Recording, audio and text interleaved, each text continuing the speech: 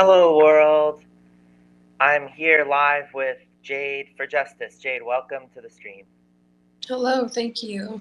Thank you so much for being here. So, I've seen a lot of your videos that you've posted in recent times, and I'm really impressed, I have to say, by your activism and your approach to talking about issues of justice.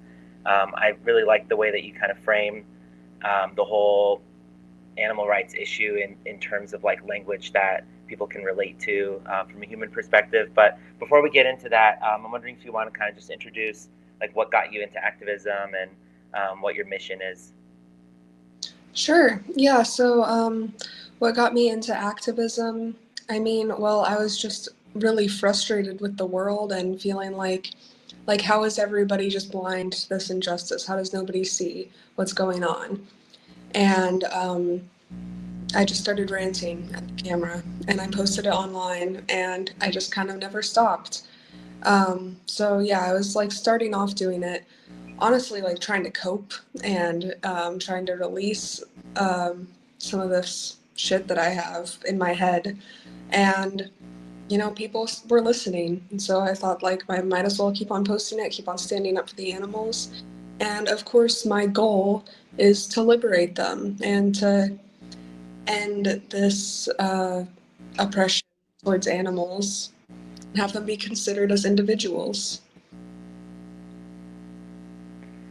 Amazing. Yeah, I think I always talk about this idea of de-animalization and how the process of farming animals in particular, but other processes that happen to them too, just kind of like take away their individuality, refer to them as just numbers or just as this like automaton as a species. So yeah, I think the focus on them as individuals is paramount. Um, I've seen that with your activism, you tend to use words that kind of that I haven't really seen much from other activists, like the word like trafficking, for example. I've seen you use. Um, do you have a particular strategy for using words that people would generally use in a human context? I don't have a particular strategy. I just try to be accurate. Like trafficking, yes, that's a word that I think more activists should be using. I haven't heard any other activists use the word trafficking, but that's literally what we're doing to them. It's completely accurate. And so, yeah, I do get a lot of backlash for saying that, but I have to speak the truth. That's what I have to do. And, I get backlash for other words that I use because people think that I'm minimizing what humans go through. I'm not minimizing what humans go through. I'm shining light and bringing reality to what other animals go through. Because after all, humans are just another species of animal. Yeah, I agree. I tend to use terms like I will say that there's an animal holocaust happening, and I think that there has been push from other vegans to avoid using these terms. I've seen people push back and say, well, it's not that it's not accurate, but it's not effective to use that kind of terminology. What would you say to that kind of a criticism? I mean, I disagree. I think it is effective. I know for me personally, when I first decided to go like adopt a plant-based diet, it was after I learned about the dairy industry. And nobody had to use the word rape for me to understand that it was rape, and that it was that realization that got me to stop consuming dairy products. And then I learned about the other animal industries and of course just came to the conclusion that I have no good justification to exploit them. But I think using accurate language is important, um, because the people that are pushing back on using accurate language, they just want to separate humans from other animals. They're human supremacists and they want to separate us from other animals. But I'm trying to fight that because we are the same in all the ways that matter. Yeah, I agree entirely. Would you say that for you, it's more of a matter of, I guess, it's probably maybe equal priorities to create empathy while also telling the truth, like just accurately laying out what's happening? My main priority is holding people accountable, because people don't want to take accountability for what they're doing to the animals. They think, oh well, I'm just paying for it, it's fine, like, or I'm just consuming them, it's fine. But no, if you're viewing animals as objects, that's wrong. If you're objectifying them, that's wrong, no matter how it's being done. So yes, I'm trying to keep people accountable, and of course that's going to get pushed back. So I think that's the main reason why I get pushed back, and then the language that I use is just a part of it. Yeah, and the topic of holding people accountable, I found that it's kind of there's a tough line to walk between like causing the person to kind of like almost like shut down in guilt, if that makes sense. Like it's almost like if you're effective at conveying to people what they're responsible for, you tend to maybe run into people kind of like clamming inward, so to speak, Mhm. and then kind of maybe becoming more defensive or kind of like putting up a shield. How do you deal with that kind of like instinctive reaction of people to kind of like shirk away from acknowledging their culpability? I tell them, look, I'm not here to shame you. I'm not here to try to guilt you. I'm here to let you know that exploiting other animals is wrong. And I can't exactly blame you for everything that you've done to other animals up until this point, because you've been conditioned to see other animals as resources and objects. But at this point, I'm making that aware to you. I'm bringing it to your attention. So now you have the responsibility to stop exploiting animals. And from this point forward, how many more animals are going to be exploited because of you? So I try to focus it on like this point and forward, not the past. We can't do anything about the past, and like I also remind them, look, I wasn't born vegan. I was born exploiting other animals, fishing, eating meat, eating eggs, eating dairy, like wearing animals. And so like I kind of like I try to relate it to them. I'm like, look, I can understand what it's like to be conditioned by society to view animals as resources, but now I'm bringing it to your attention that that's wrong. So right now you have an obligation to change. So, but people that aren't ready to take accountability will get upset no matter how I say it, and will deflect no matter how I say it. Yeah, and I think you've noticed this too, just based on the fact that I myself have also contributed. I've been complicit in these injustices. People will oftentimes almost use that against you and say like, "Well, you've decided to stop, but why do I have to be like you, right? Why do I have to make that decision as well? Why are you trying to make everybody like you, kind of a thing, or why are you?" It's almost like so wrapped up in ego that you have Yeah. to um, make everybody think the same as you or make everybody make the same change as you. And I find that can be really frustrating, almost kind of sad too. Yeah, and it's completely disingenuous. It's not attack. It's an ad hominem. It's attacking a Mm, character instead of attacking veganism, the principle. Because us having not been vegan in the past doesn't discredit like veganism as a stance, and so that's like I try to remind people, I'm not here to shame you. I'm not here to guilt you. I'm here to let you know that exploiting animals is wrong and you need to change because it's wrong. But yeah, it's completely like disingenuous to say that us vegans are hypocrites and so there's no point in being vegan because we were once not vegan.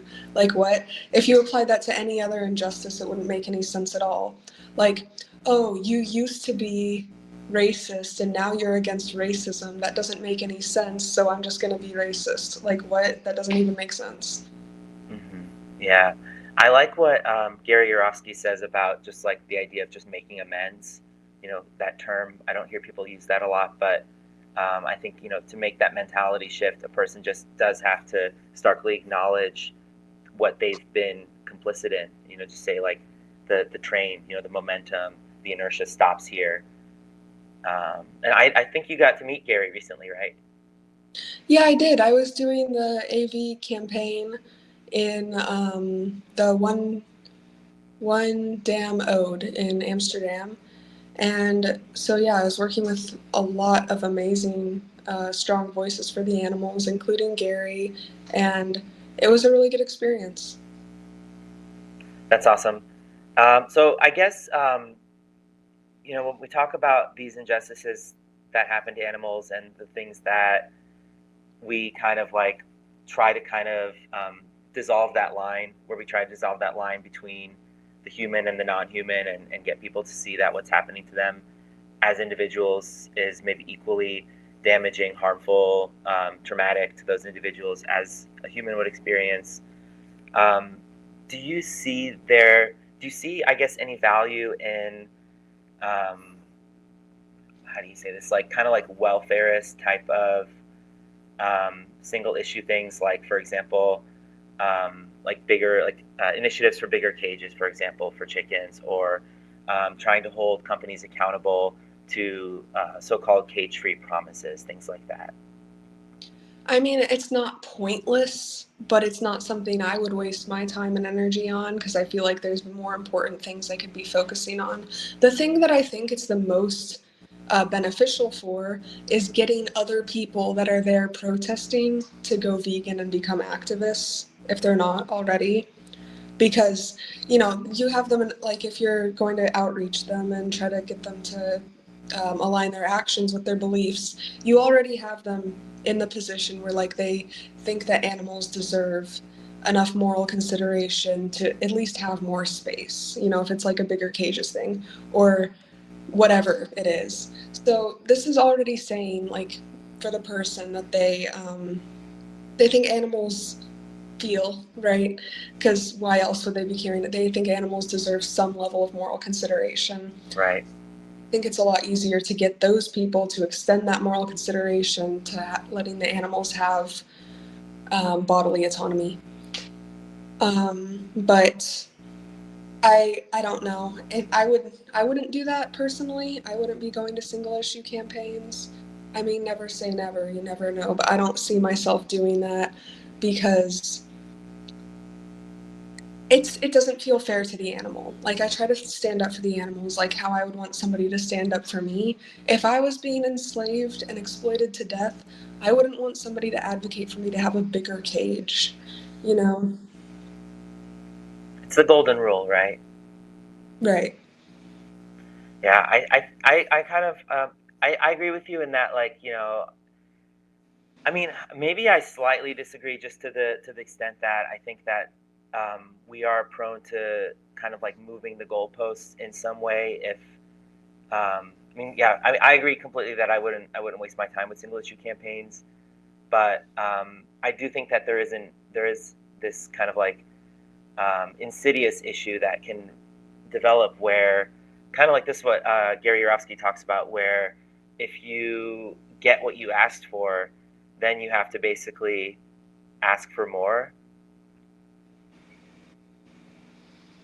Like, Yeah. if we get the bigger cages, then it's almost like everybody's happy. You guys got your bigger cages, or you guys got 100% cage-free egg policy across the board. Why are you asking for more? Wasn't that what you wanted? And now you're trying to kind of move the goalposts. Yeah. Yeah, it's not a very effective fight for the animals, not a very effective fight for liberation. It's a fight to enslave and exploit them better. Right. So I guess what I kind of want to shift to is maybe within your activism. So I know that you do like online activism and street activism, street outreach. Is there a particular story that kind of stands out to you, that really kind of like shows you the strength of your work, or kind of shows you how much this work really matters, like in a tangible context? I mean, I've had lots of people on my online outreach let me know, like either while I'm talking to them or in the chat later or on some other occasion, like let me know, like, hey, you're right. I realize this is wrong. I'm going to go vegan. I'm going to stop exploiting animals. So there's that, which, that's like something quantifiable I can measure. Um, and that's really been the main thing keeping me continuing to do this, because I know that what I'm doing is effective to somebody. And then, I mean, I've just gotten better at it. Like, over time I've just gotten better at it, and so I've only been doing this for like a year and a half. I know, like, I'm just getting started, and I'm going to keep on getting better and improving. And when I was doing the street outreach in Amsterdam, I was really like feeling like, damn, I can change the world. And I haven't like actually really felt that to this extent until I was doing the street outreach. Turns out people in real life are more reachable than people online.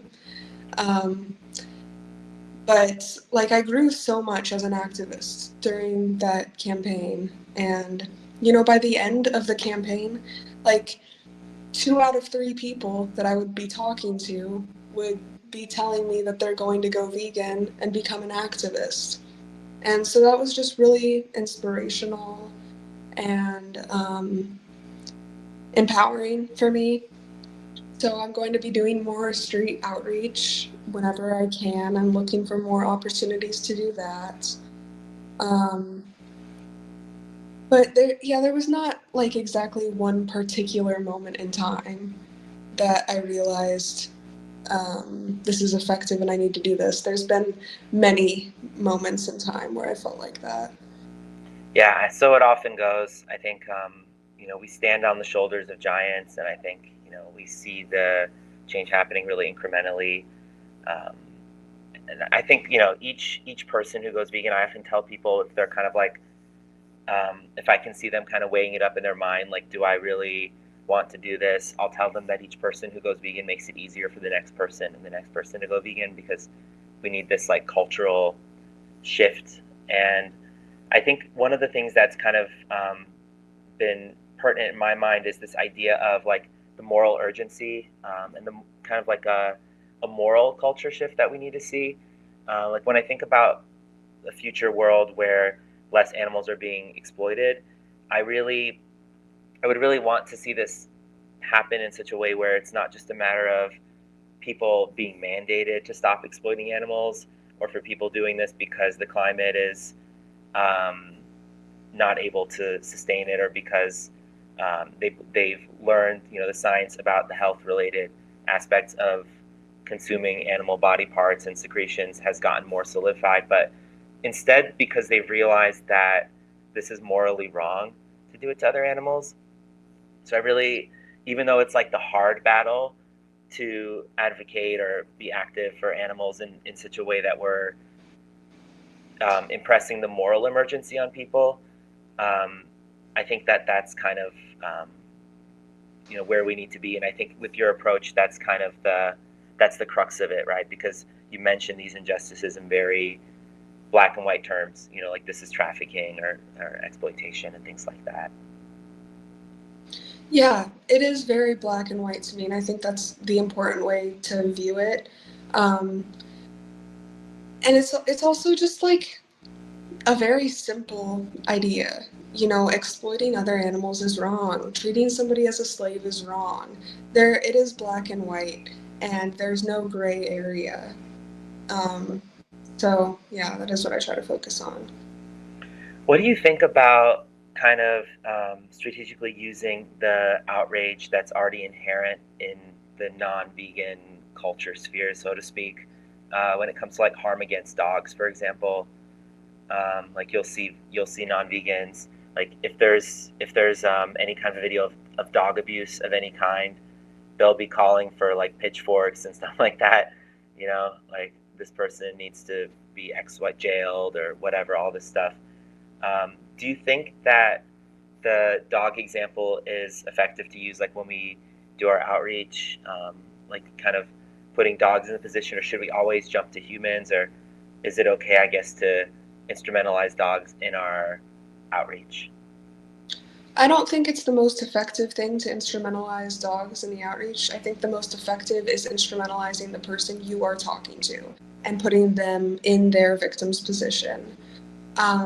Because, like, with dogs, I mean, even though people love dogs, people don't even actually love dogs. Dogs are extremely exploited. People like dogs because they've been selectively bred and genetically modified to love humans. So lots of dog lovers, they don't even actually respect their dog. They just want somebody to love them and serve them. That's how I feel, at least. Um, and like, yeah, they do treat their dogs as commodities. They get them as gifts and give them as presents, and when they die, they don't grieve, they just buy a new dog. Or maybe they do grieve, but they're not treating them as an individual, really. um, and dogs are extremely exploited in that way. um, People are like, oh, I have bad anxiety. Let me get a dog to comfort me. What if we did that with a human? What if I got an anxiety child to comfort me and calm me down in my panic attacks? Uh, it's still not respecting them as an individual. But yeah, I do think the most effective thing is to put the person themselves in the victim's position. Because we're not that different from other animals. We're the same in all the ways that matter. And if people, I think that's another good way to judge somebody's character and decide if somebody that you're talking to is worth trying to talk to, if they're reachable. Because um, if they're completely unable to empathize with other animals, it's probably not worth having the conversation. But most people are able to empathize with other animals. Most people can recognize that they think and feel and have subjective experiences just like us. So I would always stick with that. Yeah, I tend to agree. I think with dogs, they're not only exploited, but they're kind of like disconsidered when it comes to sterilization, things like that. For example, if you think about, like, I'm pretty much the only vegan, the only person who I know even talking about the fact that, like, when male dogs are fixed, they're not even like given a vasectomy, like a proper vasectomy. Their testicles are actually just removed, which, if we think about that in a human context, it's just ridiculous. I mean, I don't hear about that happening to people outside of the context of like testicular cancer or like sex change operations. Um, so yeah, they Which definitely aren't. operation. Oh, So sorry, could you yeah. say that again? Sorry, would you mind saying that again? Yeah, it's consensual when it's Mm, done between humans. So that's the big difference. Yeah, it's not consensual with the animals. right. Yeah, absolutely. And when we talk about the um, speciesistic, like dogs, humans kind of thing, I think, this language that we use is so important to really highlight. Like, you know, it seems almost outlandish to use the term vasectomy to talk about a dog, right? People just say, like, oh, they're getting fixed or something, right? Or um, they're getting, I don't know what people use to refer to it, but it's almost referred to as like this operation sometimes to calm them down or to like modify their behavior in some way, which I think is also instrumentalizing. And then when we just talk about like um, the culture around like pet ownership, right? It's like owning a dog. The dog owner is somebody who gets a dog because they want a dog. Just this whole idea of Hmm. commodification, I think, runs rampant in the human Yeah, dog. it certainly does. One thing I'll say though about asking somebody to put themselves in that position, I've come across people who kind of are a little bit, I don't know what the word is. Uh, Let me just, I guess, say what I've encountered. So I've said to people, for example, if it were you in that situation, or would you want or care, if this were to be happening to you? A lot of people will, not a lot of people, some people will say, um, fine. If somebody wants to do that to me, then fine. And then Sure. you're kind of like stuck, like, okay, should I send this person to like a crisis hotline? Do I need to talk them off this ledge? Like, where do I go from here? Um, so something that I found maybe more effective is bringing up the idea of this happening to someone they love, someone they care about, because I think that's maybe a little bit more of an accurate um, example or hypothetical, because uh, this is essentially the way I see it, kind of like a hostage negotiation when we're talking to non-vegans about leaving animals alone, or um, ceasing to exploit them. What do you think about that terminology, by the way, like the hostage negotiation?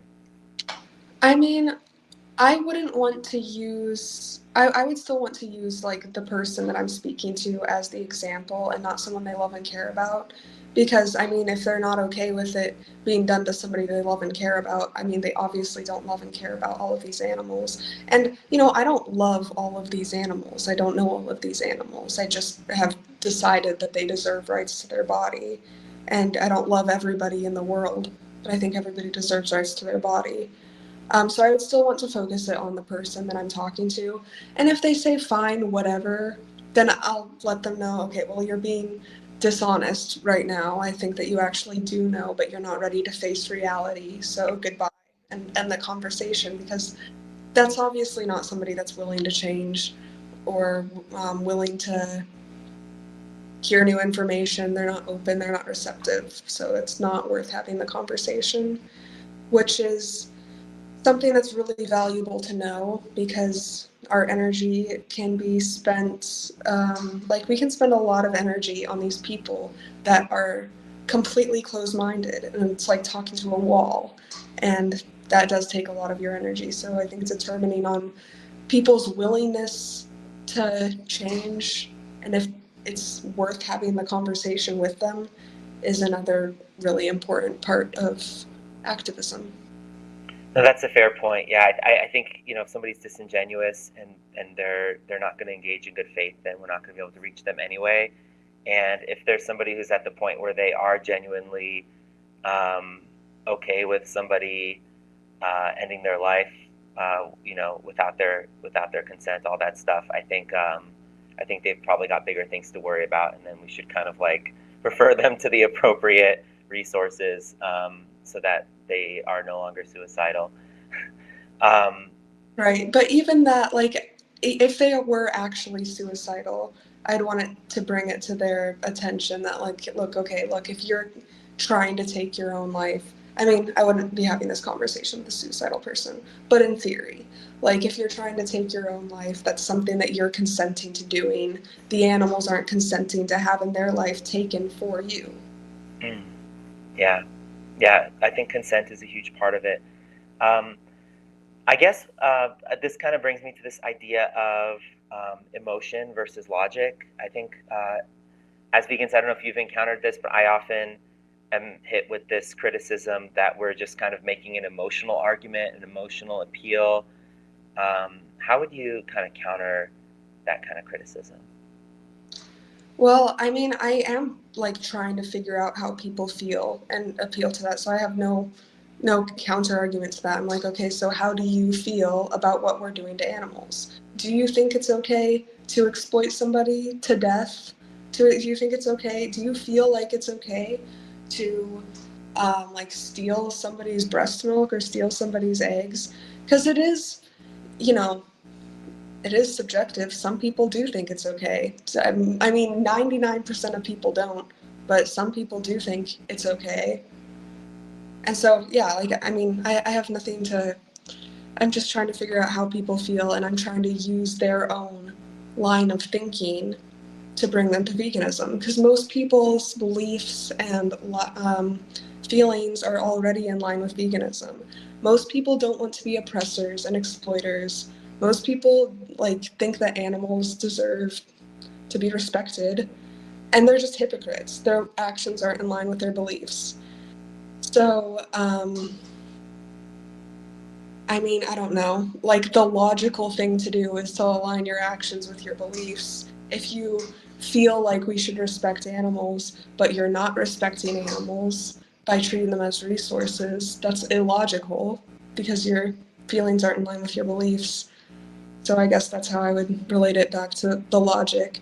But yeah, I am trying to get like to know what people think and what people feel, and bring them to veganism with that information. That's a really good point about the kind of, I guess, illogicality of cognitive dissonance.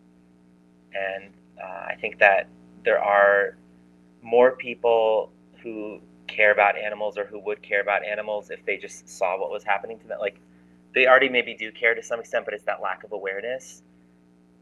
And I think, yeah, we should be focusing on those people rather than people who will come up with excuses and attempt to kind of like level criticisms at a vegan mindset. I never understood this. I mean, I do ask myself somewhat regularly if like this resistance to veganism is actually based in like in evil, like if it's actually something that is learned or inherent to some people. I'm wondering if you have any thoughts on that, like because I mean there are people who will fight tooth and nail and make endless excuses. Like, is it just a matter of immaturity? Like some people just never kind of like develop that moral muscle? Is it some kind of a lack of like ethical intelligence that we can think of as compassion? I mean, well, I'm not a psychologist, but I would think that majority of people, probably 99% of people or more, are just only conditioned to think this way, and that's why they do. They don't think outside of their conditioning. Um, I mean, it's possible that there's people that are just messed up, and there's no way to undo the conditioning because they're just bad people. But I don't know. I don't know if I'm able to determine that for people or not. But um, it's got to be all conditioning, because that's why people say that they love dogs, even if they're still exploiting them. They're not exploiting them for food or whatever, for the most part. Um, and it is all just conditioning. The same thing with like human slavery back in the day, human conditioning. Everybody was on board for human slavery, except for the small minority of people advocating against it. It's just like the same thing all over again. I am inclined to agree that conditioning, I think, is what has led people to this disposition, or the views that animals are okay to exploit or things like that. I think. Have you ever heard of the book "Why We Love Dogs, Eat Pigs, and Wear Cows"? No. Okay, it's by I believe she's a doctorate holding psychologist, Melanie Joy. So I think she actually also coined the term carnism. So she talks about these like the three ends basically that like I believe the verb that she uses is maybe eating animals, maybe using animals, but there's this idea of the three ends: normal, natural, and necessary. And then there's like the kind of contra side of that, which is that veganism, or like kind of abstaining from using animals, is abnormal, unnatural, and unnecessary. And I often use this a lot actually in my outreach as well. I just got some kind of flashbacks to being out on the street telling people about this. Um, but yeah, I am inclined to think that it's learned. I think like if you think of a baby, they're kind of a blank slate. Like I don't think that they're born wishing to do harm and to exploit. So yeah, I think it's just a matter of like helping people unlearn the conditioning. Even though some people are kind of like so deep in it that it seems kind of hopeless, and then I think we just have to move on and use our time where it's kind of going to be more effective. Yeah. Yeah, I agree. And I mean, anything that we do for the animals, it's not pointless because maybe eventually somebody will get through to them. But yeah, I only have so much time and so much energy, so I do try to be careful where I spend it. Jade, I'm wondering, so like, there's certain parts during vegan outreach where we might feel like a little, I guess, like nitpicky or pushy or something like that. I guess I'm wondering how you balance that aspect when it comes to, let's say you're talking to somebody and they're like, oh well, I've been eating a lot less meat, and I do vegan most days, and then I just sometimes like I'll eat like a grilled cheese or something if I'm at this diner that I really like, and I just don't see the need to go to such an extreme where I have to live by this kind of like restrictive code kind of a thing. Well, I would put them into the victim's position. I would be like, okay, so how would you feel if you were being killed for somebody and they were using the excuse, well, I don't do it that much? How would you feel if you were being exploited for your breast milk by somebody that used the excuse, well, I don't do it that much? It's an easy way to shut it down. Because there's no like wiggle room when it comes to injustice. And I would also say, look, this isn't a restrictive lifestyle. You don't have to change anything about your life. If you like eating grilled cheese, great, get some vegan cheese. You know, if you like eating burgers or whatever, great, get some vegan burgers. You don't actually have to change anything about your life. You just stop exploiting other animals, stop treating them as a resource, and align your actions with your beliefs. Yeah, I agree entirely. And I guess I'm wondering also when it comes to veganism being kind of put forth as, dare I say, almost this kind of like political thing. I think it is political in the sense that it has to do with balance of power, and we're trying to advocate for these vulnerable, helpless, defenseless individuals to have their power recognized. How would you recommend kind of balancing that with this kind of like more trendy plant-based kind of thing where we're kind of like trying to appeal to people in more like dietary terms. Like I've heard of, for example, like vegan establishments having people walk out. Like if somebody walks in and they into a bakery and they're like, "Oh, this place is vegan," and having them walk out, maybe on principle. Um, how would you kind of like? Do you think that we should kind of try to kind of ride this plant-based trend kind of thing, or do you think I'm maybe even like um, failing to recognize the fact that that might have even died down and that there is no plant-based trend anymore? We should just stick to the ethics, or do you think there's kind of a balance we can hit there? That's a good question because, I was looking at this study recently that had like on a menu something and it had the word vegan in the title of what it was. And then for the second menu, it had the same exact thing, but the word vegan wasn't on there, just like said what it was. And significantly more people picked it without the word vegan than when it had the word vegan. So, I mean, this is a good question. I don't know. I don't have the answer. I mean, obviously we want to be effective and we want as little animals to be exploited as possible. So if leaving vegan out of the wording is how we do that, I don't know. But actually, I would be in favor of calling food plant-based and stop calling food vegan and calling it plant-based because people have this huge connotation against the word vegan. And because vegan's not a diet, and it kind of does push the idea that veganism is a diet. I don't know. I'm open to having my mind changed on this, but these are just like some thoughts. Like the food itself is not vegan because the food itself is not able to make an ethical decision based on whether it's right or wrong. The food is plant-based. The people are vegan for eating plant-based. But I mean, I don't know. I don't have the answers to all of this. I think if I was in the food industry still, and if I was in the restaurant industry, I would be thinking more about this. But as a voice for the animals, I'm just focused on having the animals be seen and represented and heard. So yeah, I don't know. I don't know what the best course of action is with this. What do you think?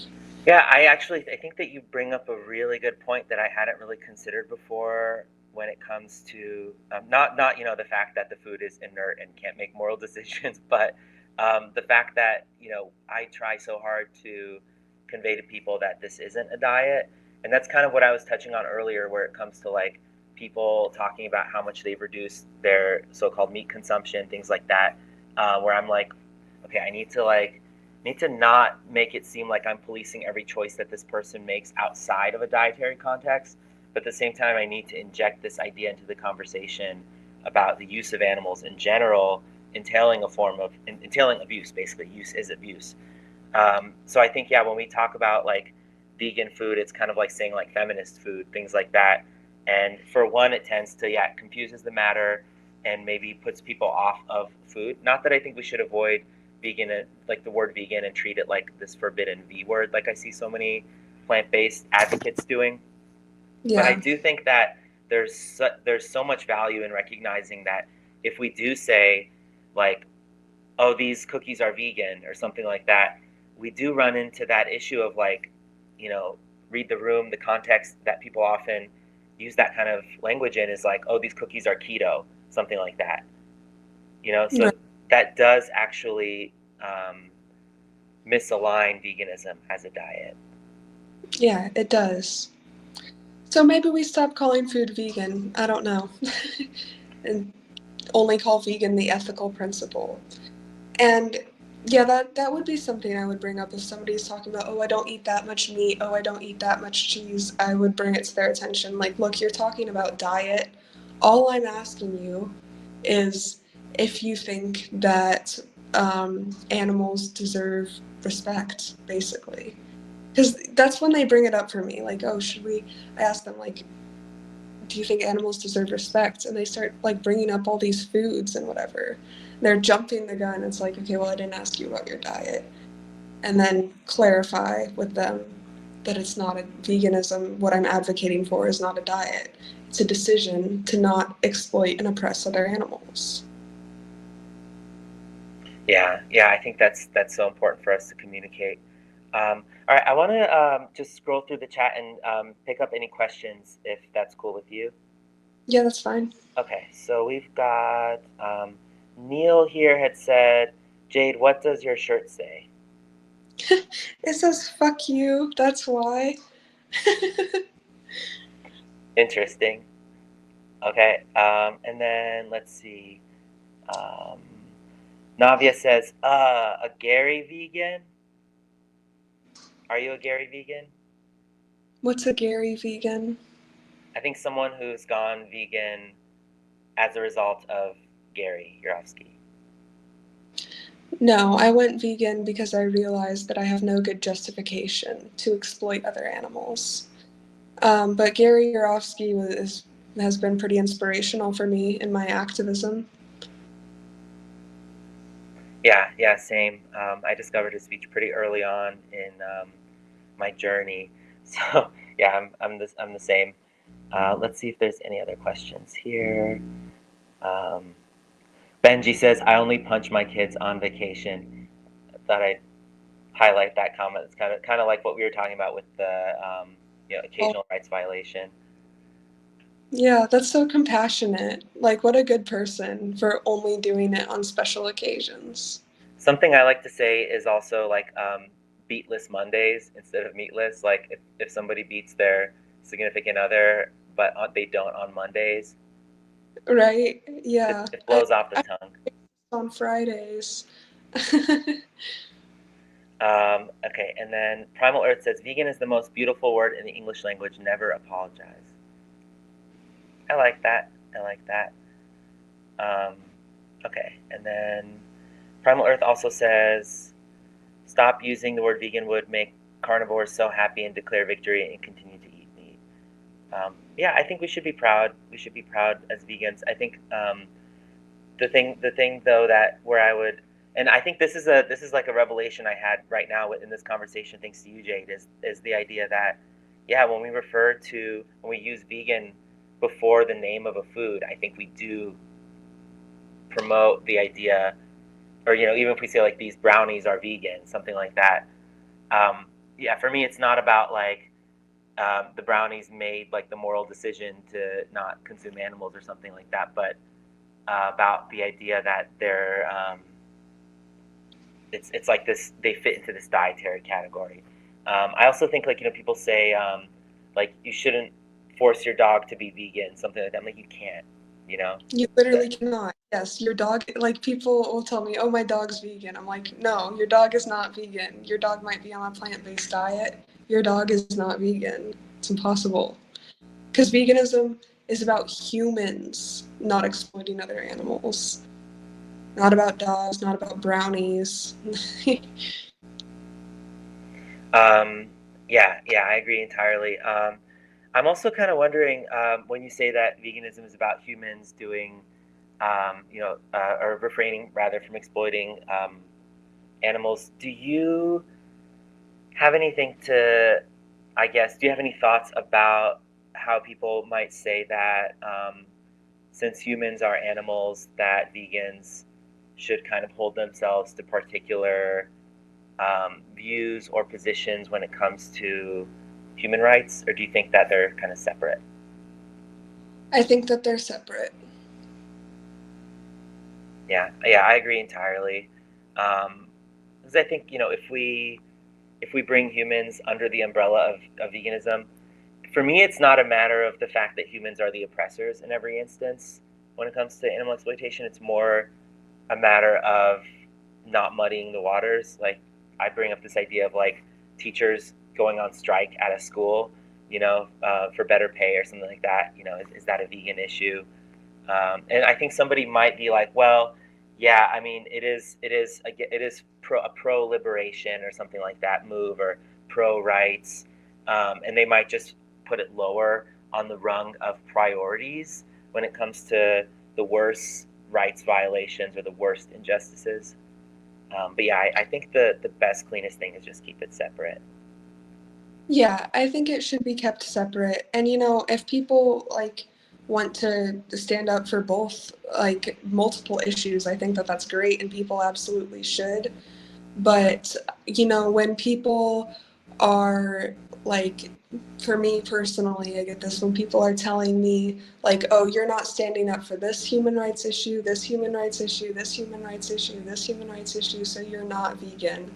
But then they're not telling those people in the human rights issues that they're not actually for liberation or rights because they're not vegan. So that's hypocritical and it's human supremacy. The vegans that are doing this, they're still human supremacists because you think that I, as a vegan, should be standing up for all of these human rights issues, but you don't think all these human rights people should be standing up for animals when this is, I mean, to me, the biggest moral emergency in the world. There's 92 billion land animals being forced into existence to be exploited, enslaved, and murdered every year, and 3 trillion marine life. It's I mean, human rights matter, and I care about human rights, but it's incomparable to this. This is an entirely different situation that's incomparable because even the most oppressed groups of people are still exploiting and oppressing other animals. So, yes, I think it definitely deserves its own movement. All oppressed groups of humans have their own movement and their own uh, rights rights movement, and it would be seen as inappropriate if like if it was the other way around, it would be seen as inappropriate. You know what I mean? Like showing up to some human rights events and being like, okay, but vegans, the animals, gotta be vegan. You know, I do try that though. I have to say, I've tried that in the past. Like, I've attended, for example, like a women's rights march, and I held a stop sign that said like "Stop drinking cow milk," and I talked to a bunch of people who actually were really receptive about the fact that cows' reproductive systems are being exploited for this unnecessary product. And I've gone to, for example, like an environmental march and talked about like the greenhouse gas emissions, like held a sign about how many GHGs come from cow farming. Like I think I held like it was like a humorous sign about like cow farts are killing the environment, and I had this like kind of funny picture, but it sparked conversations. Um, so I think there's definitely I think it's bold when vegans go into these environments, when we put ourselves into these environments where I guess they're more like leftist environments, right? If I'm being frank here. So yeah, I think that's really something that's effective. yeah, Um, but yeah, it is frustrating definitely when people profess to care about rights and fairness and things like that. I go on like leftist streams sometimes, and I talk about like especially when the topic of like um, welfare, like government assistance, that kind of stuff comes up. Excuse me. I'll often bring up like how much waste there is for like animal exploitation, and maybe occasionally I'll use factory farming type language there and just talk about the extent of like subsidies and bailouts and that kind of thing. Um, it's it's really frustrating in those kinds of spaces when the animals are just completely being disregarded. Like even in terms of like healthcare, you'll see people talk about how healthcare is a universal human right, and I tend to agree that we should, if I think if governments have enough money for things like, bombing children and bailing out animal ag and all that stuff, I think like, it's not out of the realm of possibility to extend universal healthcare type coverage to everyone, especially if you think about the number of preventable diseases. But that's where it kind of like dawns upon me that wow, we could actually be saving a lot more money if we had a plant-based food system, if we weren't making land like 1/16th the efficiency that it currently is, while also exploiting and brutalizing like trillions of animals. It's a never-ending cascade of inefficiencies that could just literally stop if we just left animals alone. Yeah, absolutely. And it is important to bring veganism into the discussion for those topics. But yeah, I mean, you wouldn't call somebody a fake human rights advocate for not being vegan, right? And that's Yeah, kind and, of what I was emphasizing the hypocrisy on. yeah, and I wouldn't call somebody a fake vegan if they only spoke up with regard to animal rights and didn't involve themselves in any kind of like interhuman issues. Yeah, absolutely. Um, and I think also just like when it comes to the idea of exploitation, something that I just wanted to bring up is the idea of like purity spirals.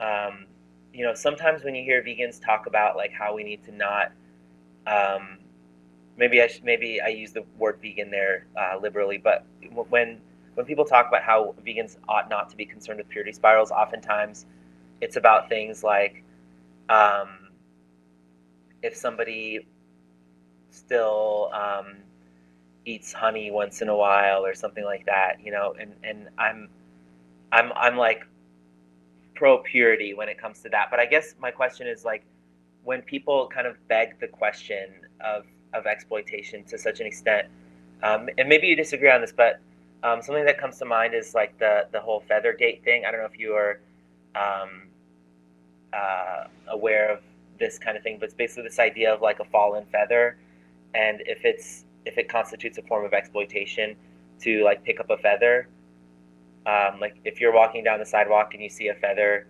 on the ground, let's say you bring it into your house and you put it like in a vase or something like that.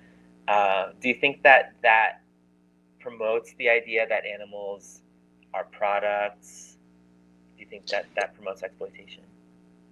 No, I mean it's very black and white to me. Like exploitation is using somebody for selfish benefit.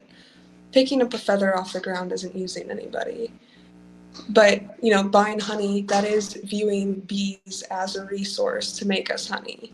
Or taking bees' honey, it's viewing their products, their own like what is it, vomit?